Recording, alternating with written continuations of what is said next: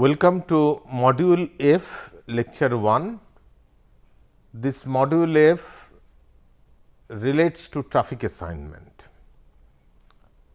and in the first lecture we shall give you an introduction to traffic assignment and some of the essential components that you should know before we discuss in details about the traffic assignment technique. Traffic assignment is the process of allocating set of trip interchanges to the specified transportation systems or routes. In trip generation, we have estimated how many trips are getting produced or getting attracted to or from or to a zone.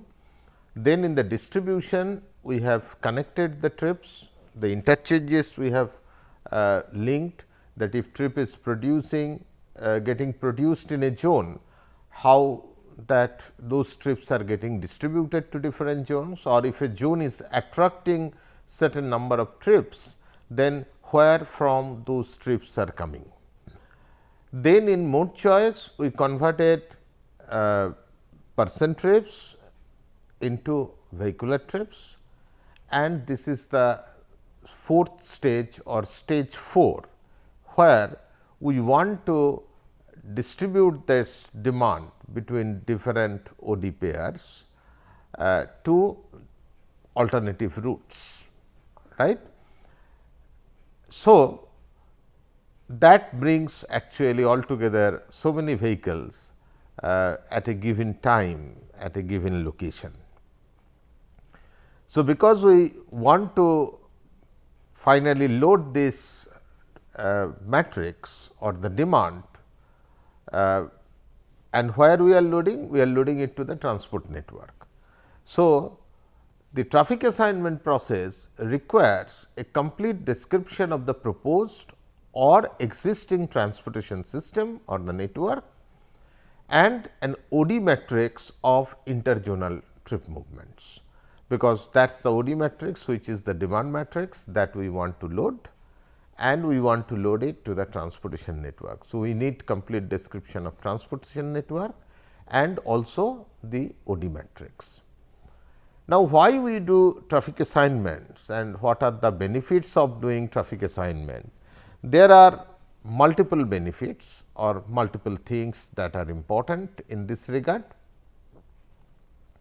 Say for establishment or estimating the traffic volume on the links of the network and the turning movements at intersections. Once we are able to tell the routes, once we know the routes, that how the OD matrix are getting distributed, then we know they are getting distributed through different links, and then series of links rather than only on one link, and then there are different such OD movements that are happening, different OD pairs. So, altogether the total volume, how much volume, total volume is coming on a given link or expected to come on a given link, we can understand. Then if you take a junction or intersection, we know then in the junction also how the traffic is getting distributed. That means, how much are going straight, how many of the vehicles are going taking right turn, how many are taking left turn. So, the turning movements we know, and because we know the likely traffic volume. So, we also know what will be the travel cost. The cost is a generalized depiction. It may be time, it may be actual vehicle operating cost, but since we know the volume, we know how many or what will be the travel time, what will be the actual cost of travel, all these are actually known. Then also to obtain aggregate network measure, since the whole network basis we know that how the vehicle movements are taking place. So, we know that how much is the total vehicle flow that is happening, or how many vehicles are totally utilizing the network, what is the aggregate travel time, okay, what is the total distance, vehicle kilometer distance that is happening. So, gross aggregate level measures which are of importance or which are important to us, we can get those values. Also, we know that how the vehicle is or vehicles are moving between a particular origin to a particular destination. So, we know the zone to zone travel time or travel cost, that also is possible. Because we know the demand, we can also tell that which are the links that are likely to become congested, because we know that where more demand and not the same link will every link will have equal amount of vehicular demand.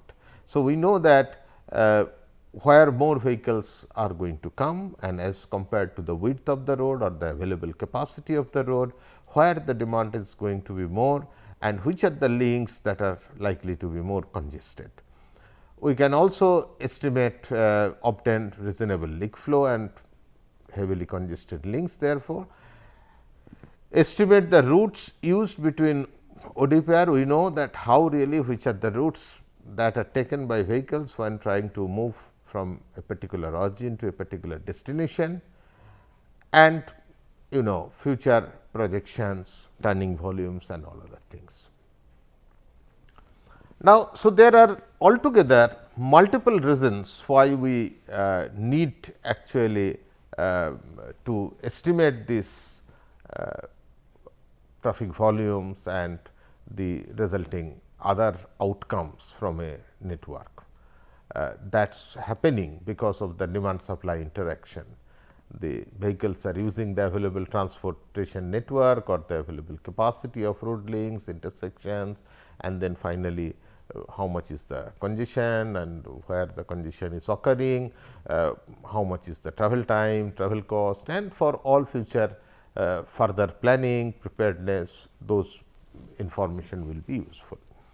Now, when we do the traffic assignment or try to answer any questions related to traffic assignment, there are three primary aspects which we should bear in mind. We should keep those things in mind. One, interzonal person trips vis-a-vis interzonal vehicle trips. So, basically person trips versus vehicle trips. Second, the diurnal distribution of the demand or time of the day variation of the demand. Third, the direction of travel. All these three aspects are very important, and when we are trying to answer to any questions related to the traffic assignment, we must bear these three aspects in mind. First, going to person trips and vehicle trips. Person trips provide an indication on the passenger throughput that desires to use a particular route.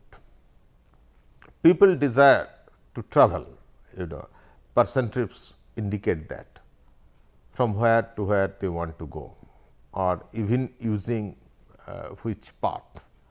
But remember that finally, the level of service that trip makers experience while traveling on a route, that is getting controlled by the vehicle flow.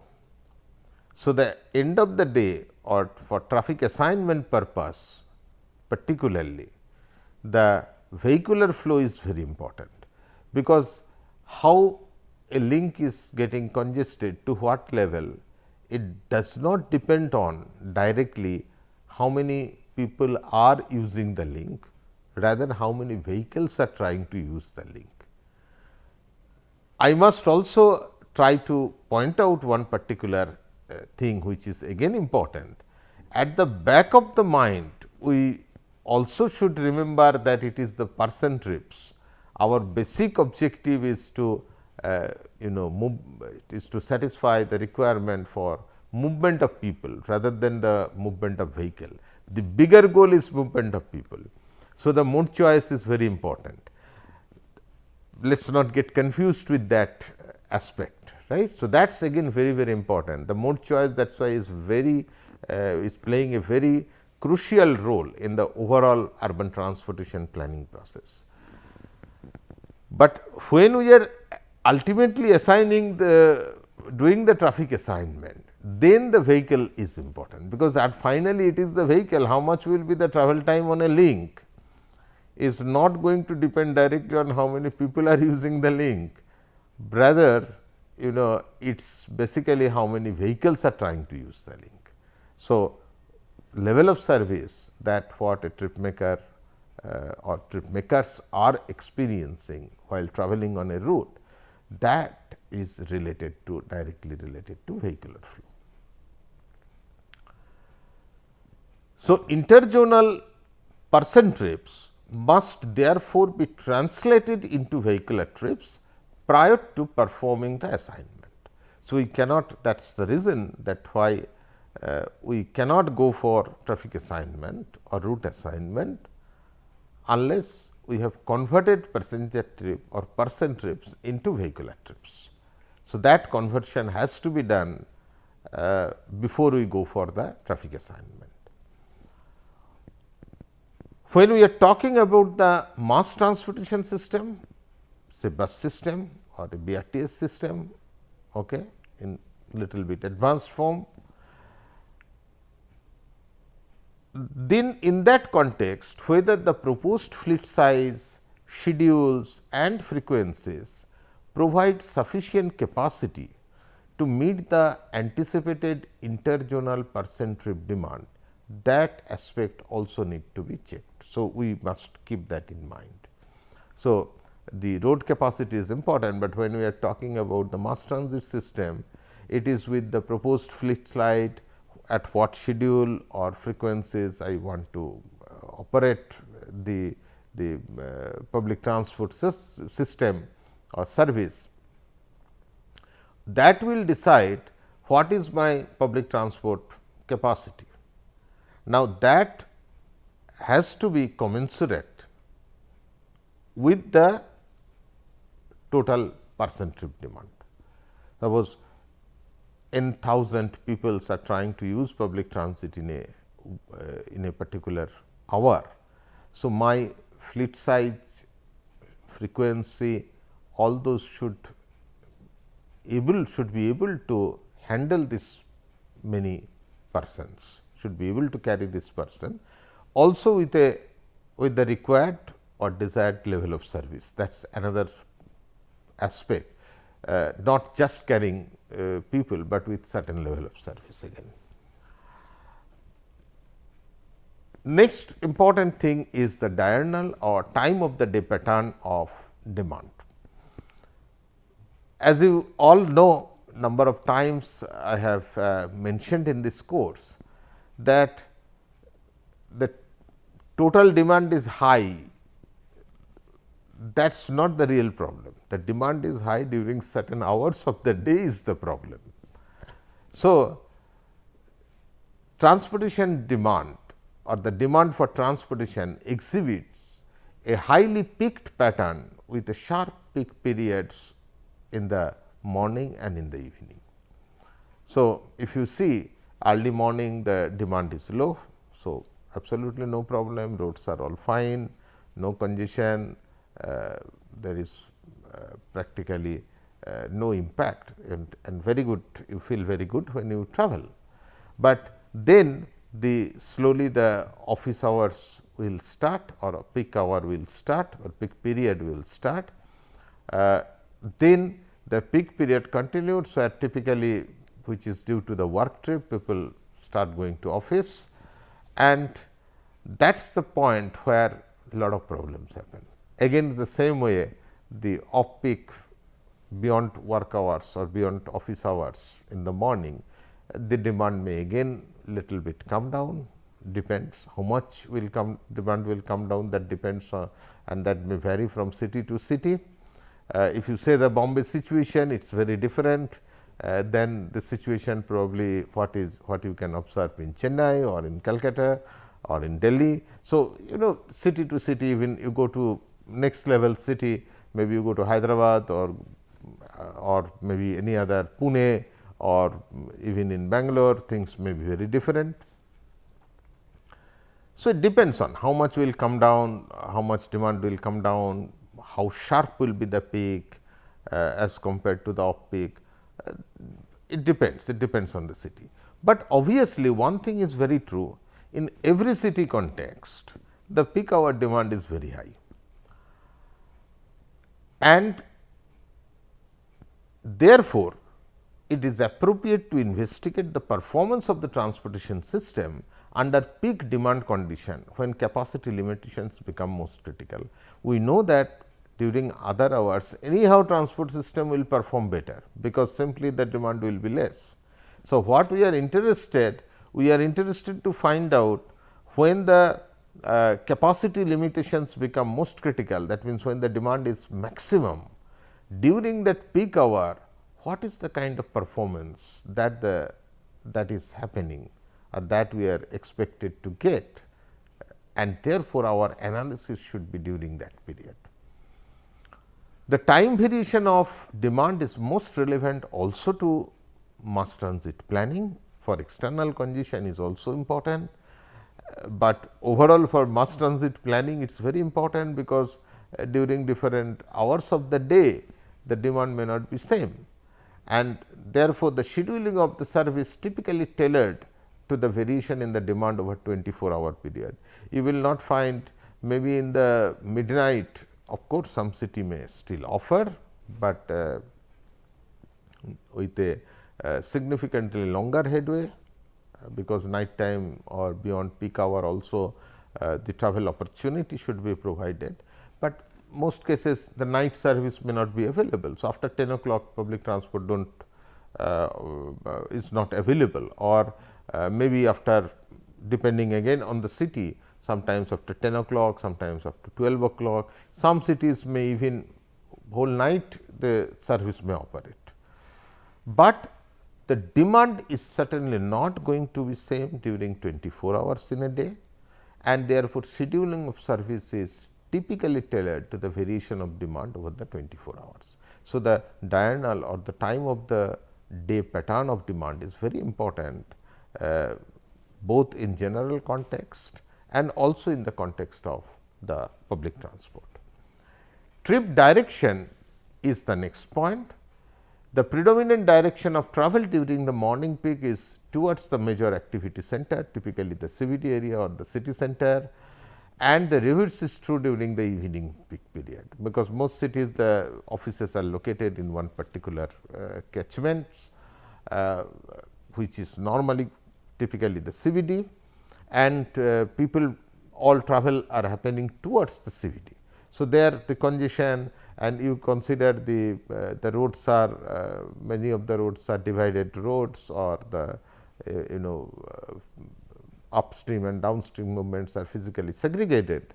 So, the directional part is very important, right. Now, the directionality factors by time of the day and trip purpose are typically used to convert production attraction tables to origin destination table. You remember that this discussion was also done when we talked initially about the trip distribution. So, the trip distribution, one is the production attraction matrix, the other is the origin destination table or origin destination matrix. So, here we will deal with origin destination matrix, because the direction of travel is included here, right. Because when people are there is a difference, like a trip happening from office to home, the production is still in home end and the attraction is in the office end, but origin is office, destination is home. So, the directional part is very important, and please remember that when you are using traffic assignment, we say the matrix, but this matrix is basically the origin destination matrix, that should be taken. Now, coming to another very important aspect is what is called as link cost function. Now, why the problem occurs during the peak hours, why the transportation system we find that there are so many problems in the peak hour. The road is same. So, what is changing? If the road is same, physical feature is same, generally we can assume that the capacity also will be same, right. It is a physical facility. So, how many lanes are there according to the capacity will be decided. So, why then the time is more during the peak hour, why it is less during the different levels of peak, why this variation is happening. The only thing what is changing is basically the demand, right, the flow, the demand is changing. So, that means time or the travel time is a function of the flow, that is what is represented by the link cost function. As a link or a road is getting loaded with vehicles, more and more vehicles are trying to use it. So, loading is becoming more and more. So, the travel time also will increase. How they increase? Is it that starting from, if I add from 1 vehicle to 2 vehicle and then 2 to 3 to 3 to 4, every unit increment of vehicle, the increase in travel time is going to be same, or every per addition of 10 vehicles, every time the travel time is going to increase in the same manner? No, that does not happen. Most cases, one can sometimes assume that it is a simplicity, you can assume that it is a linear function, but it is never a linear function. It typically is a non-linear function. Initially, you will not find the travel time is changing. If there are 5 vehicles, 10 vehicles, 15 vehicles, may not change, travel time may not change, because all vehicles are still enjoying very high freedom of movement, and they are using the road very nicely without anything and enjoying high level of service. But beyond certain threshold, then it will start increasing, and then when the flow is around the or near the capacity, that time every even small increment, the impact may be increasingly bigger in terms of increase in the travel time. So, I have shown here one typical link cost function, where the x axis the flow is given and y axis travel time is mentioned. Do not worry about the numbers what I have written 100, 200, 300, 400, just assume that we only wanted to show that as the volume increases, right, the travel time increases. At what value, how much travel time will come, that will depend on what is the capacity of the road. So, effect of a demand on 1 lane road, single lane road, or a 2 lane road, or a 4 lane dual carriageway on a 6 lane or 8 lane dual carriageway may be entirely different, right, because it is basically the not just volume, but the volume and also the capacity of the road which are important. But for a given road with a fixed capacity, yes, the flow changes or the volume changes and the travel time changes. So, it is just a generalized representation of that. Do not look at the value or even 5 minute, 10 minute, 15 minute, it also again depends on the link, right. So, this is just a representation. So, because of this, the travel time with 0 flow, that means in the absolute lean period or when there is no traffic or just very few vehicles are there, and the travel time in the congested peak hour during the peak hour are going to be different. So, whatever is the shortest path during a low demand time, that after loading vehicles, the peak hour vehicles, that path may not be any more the shortest path, right, because the travel time will increase. So, the travel time and which one is going to be the shortest path also will depend on how many demands are actually trying to be accommodated or how much demand we are trying to accommodate within that facility. So, there are iterative procedures which are applied to get this, and here I have shown the relation between the link flow and the link impedance, that is called the link cost function. Cost here is a generalized term, again cost means maybe travel time, cost may mean even the actual vehicle operating cost, but most cases to start with let us take it time. That is what actually changes very drastically, right, and we are all interested about the time. So, and here I have given an example of the link cost function. This is typically known as BPR equation, where the value of alpha is 0.5 and beta is taken as 4. But let me tell you, it is not the same value of alpha beta. It again depends on the roadway traffic and control condition. For one road you will calibrate this function, you will get a value of alpha and beta, and then another road the alpha and beta value may be different. Okay. It all depends what is the roadway, what is the traffic, and what is the control condition. But this is a generalized form, and this particular form is very popularly used among transportation planners when we are trying to calculate the link travel time as a function of link flow and the capacity. Remember that x is the flow and k is the capacity. So, it is the volume to capacity ratio that becomes important. Okay. So, there are of course, there are many other functional form. So, there are several other link cost function, and people have developed, researchers have developed, and this is just an example of this. Now, we would like to define a few things, and in an urban road network typically what is there? It includes intersections and streets in an urban area through which the traffic movements take place. So, therefore, these elements can easily be translated into a structure of node and link. So, right side I am showing you can typically represent an intersection by a node and a link and a street in between intersections in an urban area using a link. So, the simple depiction of urban road network is through the representation what we call as link node diagram. For roads transport network, that is fine, but for transit it is slightly different, because what happens? Bus will keep moving along a sequence of links, following a sequence of links, and stopping at all the designated stops.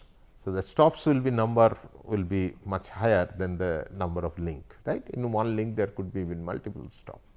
So, transit network is typically represented by a simple linear network in which the transit stations or bus stops, typically in the case of bus, are represented by nodes, and the line haul portion in between bus stops by the link. Okay. That is what the way the typically transit is represented in a network. Now, fixed facilities are specified by a set of nodes. Nodes may be intersections or interchange, or two roads are meeting, typical what you see where a typical signal is installed, that is represented by a node, and the links are in between portion. It could be major arterial, maybe freeway, and typically in urban case all other categories of road, right. That arterial, maybe collector streets, maybe even a local street, right.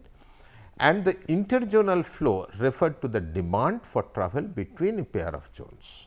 So, between a particular origin and a particular destination, how much demand is happening, and by along a certain route, that means sequence of paths, and all are getting loaded. All links in that sequence which are there along the path are getting loaded. So, you can calculate the link flow is the flow that occurs on specific link of the transportation network, and it is the sum of the all interzonal flows that happen to include that particular link on their preferred path. So, maybe 1 to 2, then 1 to 3, 5 to 7, 9 to 10, 11 to 14, but all these movements are probably using some common link in between. So, that common link will have total flow as per the OD of all these OD pairs, how much total demand that is coming, because a link may be part of multiple paths, right, and these paths with respect to different OD pairs. So, if I have to get how much is the total link flow, I have to sum up all those which are passing through that link, all the OD pairs which are passing through that link. And each network link is typically associated with some impedance that affect the flow, and impedance when people are involved, typically we express it with a level of service, right. That is what we do it. You know, the traffic is generated from where? From origin, a zone, typically where? Zone centroid already is known to you, and where it goes to another zone, where the final termination happens, it is again in a zone, and particularly in a zone where it is the centroid. There is, you know, actually it may get distributed within that zone, trips will get distributed within that zone, but for simplicity what we assume that a zone is represented by a zone centroid. So, every trip with respect to that zone getting started from that particular node, and every trip which is terminating in that zone is getting terminated at that particular point, which is the zone centroid.